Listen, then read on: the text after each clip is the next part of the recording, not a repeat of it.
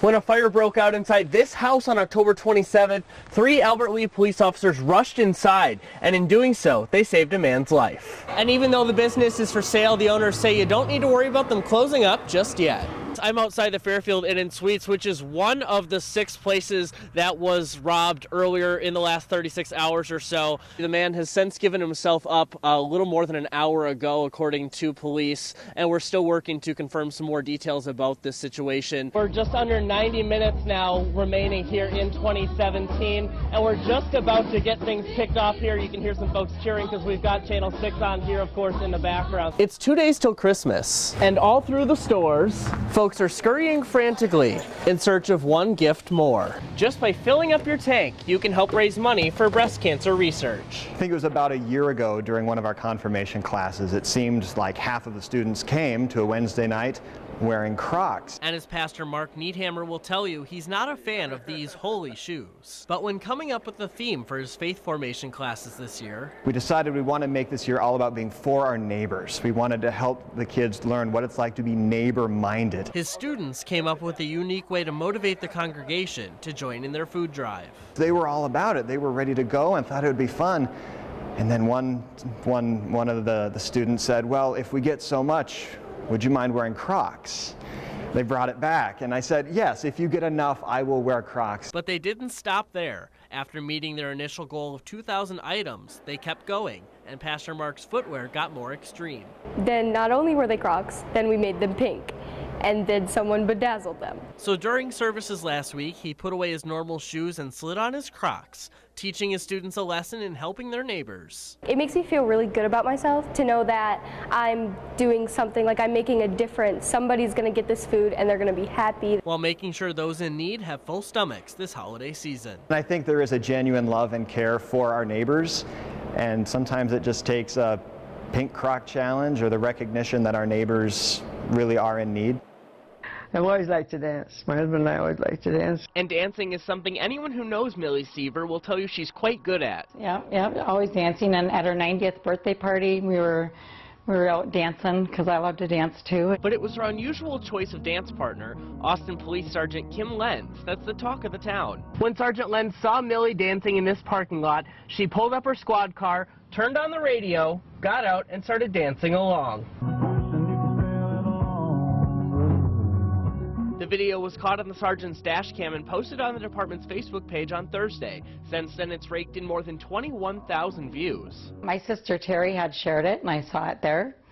And so then I went on there and looked at it, and then of course I shared it and read all the posts, and all the cousins wrote stuff. I don't know, I was just so amazed, I was just shocked. I didn't think it'd go any further than that. Probably a little bit proud, I suppose, the fact that it drew the attention that I'm able to do is what I do. Even more amazing, Millie is 92 years young. And at 92, she's proving age is just a number and hoping more people will join her on the dance floor. I'd like to see more people be more active out walking and things like that. In Austin, Logan Reigstad, ABC 6 News. Military service runs in Charles Kozelski's family. I was drafted well, let's see, I think it was June of '43. And during World War II, he joined the Army Corps of Engineers, stationed for nearly a year and a half in Guadalcanal in the Pacific, repairing tractors and other equipment U.S. forces used to slowly advance on Japan. After the war, Charles returned home to Illinois, but due to family issues, he wasn't able to get his uniform or other memories from the war, which made the chance to go to Washington to see the memorials dedicated to him and his fellow service members that much more special. So, what did you first think when you heard that there was the possibility for you to go on this honor flight here this weekend? Oh, I was pretty excited. I would like to see that, really. I was going to really enjoy that. More than 70 years after the fighting stopped. It'll be something to see, you know. That's about all I can say, you know. I'm really looking forward to going here, you know. Saturday, Charles, his son Tim, and daughter-in-law Susan boarded a flight for his first trip to the nation's capital. Very touching, you know. You see all these people over there looking, you know, and taking pictures, you know. And an emotional journey, but one filled with new memories. for our veterans, there is a special bond between people and the vets that we're supporting them whenever we can. His journey was part of the Twin Cities Honor Flight, helping veterans who otherwise might not have the ability or the means take a one-day trip to Washington to see the memorials dedicated to their service. Everybody really wanted us to have a good time out there, you know. A journey and an experience he will never forget. I'm glad that everything is the way it is, and that people really love this country the way they do. Reporting in Albert Lee, Logan Reigstad, ABC 6 News.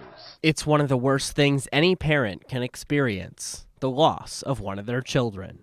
On July 5th, 2017, Wendy and Leonard Luft felt that loss after an ATV crash took their son Logan.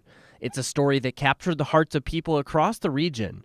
But as with many stories, this one has another chapter. We had some time, and Logan we'd closed with the funeral. We started going back through some of the posts that were on Facebook, and we found that someone had made a comment about knowing somebody in their town, a young girl who had received a liver. That girl is Faith Westby.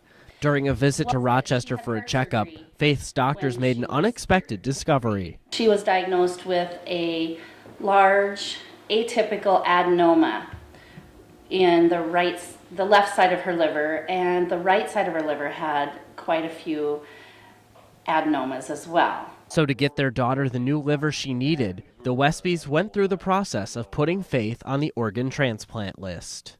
We got listed early April, and we got our phone call July 7th. While in the hospital, the Westbys saw Logan's story here on ABC 6 News and began to wonder. He was at St. Mary's, and that's when our wheels started turning. Thinking possibly could this be? Shortly after that, Jeannie got a message from Wendy, and the two moms learned the connection they now shared.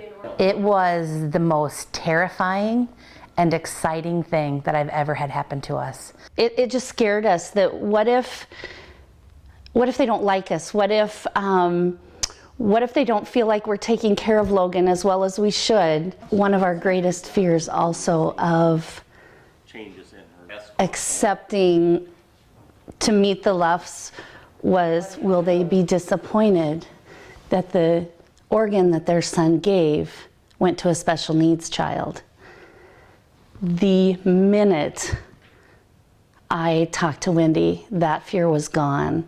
Now the Lufts and the Westbys are like a family, brought together by Logan's gift. It's an unbelievably emotional roller coaster that you're on because you're so grateful and you're so sorry.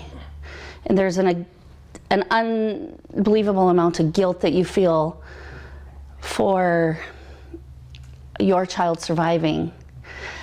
But meeting the Lufts has completely